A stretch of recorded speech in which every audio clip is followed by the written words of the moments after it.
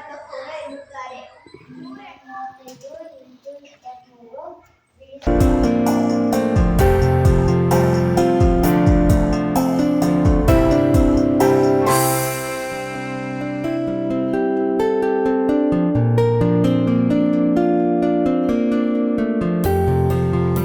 ಹೊಲ್ಗಳಿಗೆಲ್ಲ ನೀರು ತುಂಬಿಕೊಂಡು ಪೈರೆಲ್ಲ ಹಾಳಾಗುತ್ತೆ ಅಂತ ಹೇಳ್ಬಿಟ್ಟು ದಡದಲ್ಲಿ ಮಲ್ಲಿಗೆ, ಸಂಪಿಗೆ ಹಾಗೂ ಗುಲಾಬಿ ಗಿಡಗಳು ಇದ್ದವು.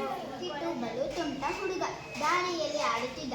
ನಾಯಿ ಮರಿಯೊಂದನ್ನು ಹಿಡಿದುಕೊಂಡು ಬಂದು ಅದರ ಕೊರಳಿಗೆ ಹಗ್ಗವನ್ನು ಬಿಗಿದು ಮನೆಯ ಗೇಟಿಗೆ ಕಟ್ಟಿ ಹಾಕಿದನು. ರವಿ ರಥ ರಸ ರಕ್ತ ಹುಡುಗಿ ಓಡ್ತಾ ಓಡ್ತಾ ಓಡ್ತಾ ಒಂದು ಅಡ್ಡದಲ್ಲಿ ಬಿದ್ದೋಗ್ತಾಳೆ.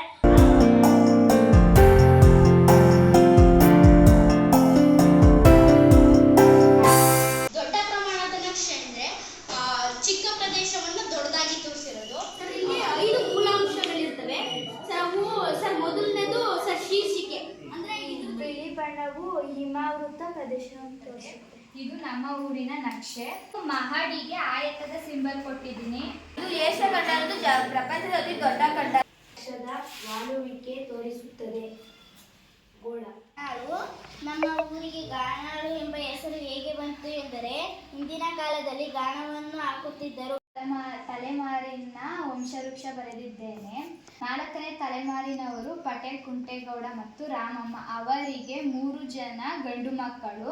ಮತ್ತೆ ಇದು ಯಾವ ಕಾಲದಿಂದ ಇದೆ ಅಂತಾನು ನಾವು ತಿಳ್ಕೊಬಹುದು. ಈ ನಾಣ್ಯಗಳಿಂದ ಅದು ಯಾವ ಕಾಲಾವಧಿಯಲ್ಲಿ ಬಳಸ್ತಿದ್ರು ಅಂತ ಗೊತ್ತಾಗುತ್ತೆ. ಮತ್ತೆ ಅವರು ಯಾವ ಭಾಷೆ ಮಾತಾಡ್ತಿದ್ರು. ಈಗ ನಾನು ಅದಕ್ಕೆ ದಾಸವಾಳದ ನೀರನ್ನು ಹಾಕುತ್ತಿದ್ದೇನೆ. ಬಲೂನ್ ವೈಬ್ರೇಷನ್ ಆದಾಗ ಈ ಗಾಳಿ ಇರುತ್ತಲ್ಲ, ಗಾಳಿ ಮುಖಾಂತರ ಹೋಗಿ ಗಾಳಿ ವೈಬ್ರೇಷನ್ ಆಗಿ ಕಿವಿಗೆ ಬರುತ್ತೆ. ಕಿವಿ ಟಮಟೆ ವೈಬ್ರೇಷನ್ ಆಗುತ್ತೆ. ಟಮಟೆ ವೈಬ್ರೇಷನ್ ಆದಾಗ ನಮ್ಮ ಕಿವಿಗೆ